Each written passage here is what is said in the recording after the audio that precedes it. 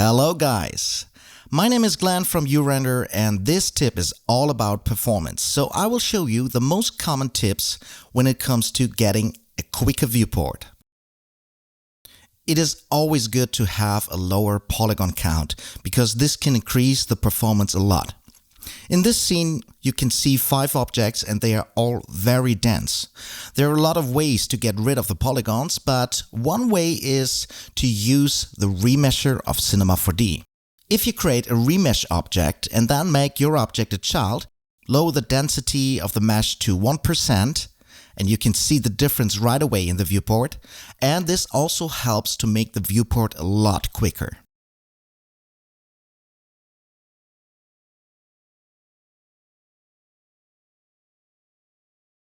Our second tip is that you can go to the URender settings and there you will find the dashboard. If you go to live view, you have the scale.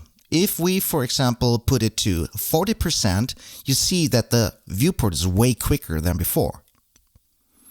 You can of course enter any percentage you like, so the viewport gets as quick as you want it.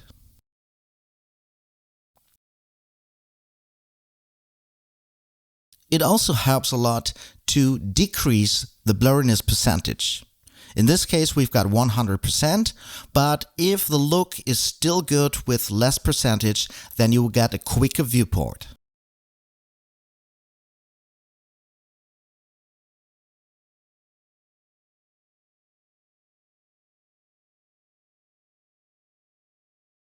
Multi-frame sampling. For the final rendering you of course don't want this aliasing effect. But if you activate the multi-frame sampling, then the viewport can get a little bit slow. So you can decrease the amount of samples or you can deactivate the multi-frame samples at all just for editing. And you can see that the viewport is way more performant. The volumetrics resolution is also something that you can decrease.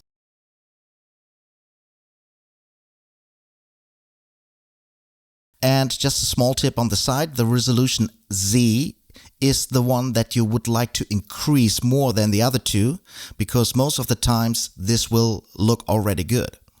But if you lower them down, for example in this case to 16, you can also go to the light tag and change for every light the resolution for the volumetric shadows. This will increase the performance a lot.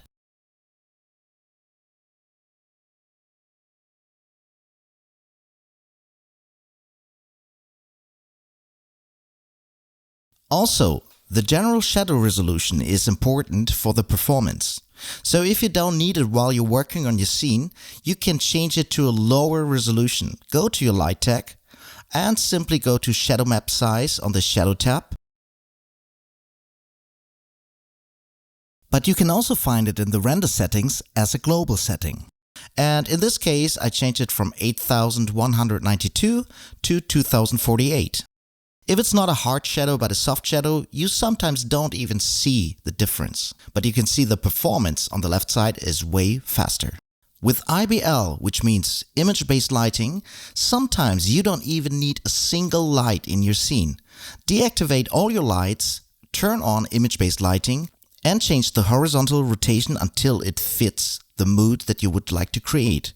You can also change the exposure for the specular lights or reflection.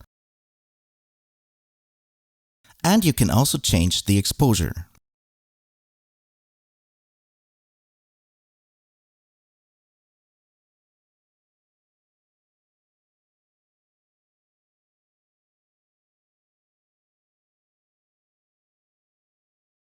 Also, spotlights are much more performant than normal omni lights. So if you've got omni lights in your scene, change them to spotlights. Here's a small tip on the side. To place the spotlights, you can simply click on a light, go to Cameras, use Camera and select Object as Camera. This way you look through this light and you can place it in your scene.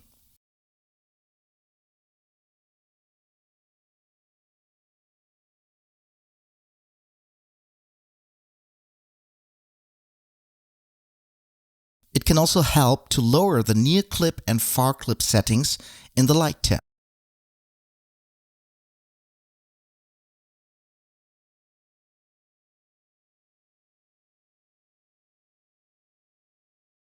And again, of course, in the scene, if you've got a high resolution shadow map, you can lower this one and you get more performance.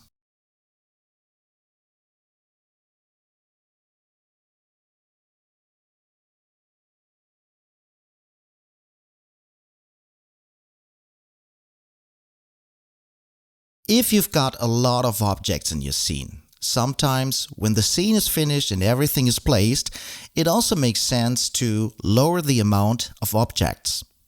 In this case, I've got a lot of objects here of this small fish. If I select them all, do a right click and click on Connect Objects and Delete, I've got only one object with all the materials on it. And suddenly the viewport has more FPS.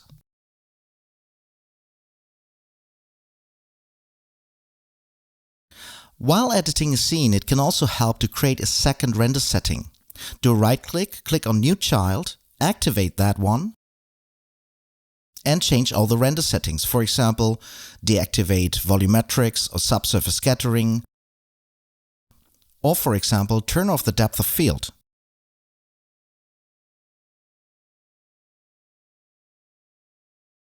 This way you've got a very fast performance, and if you want to render the scene, you just go back to the other settings.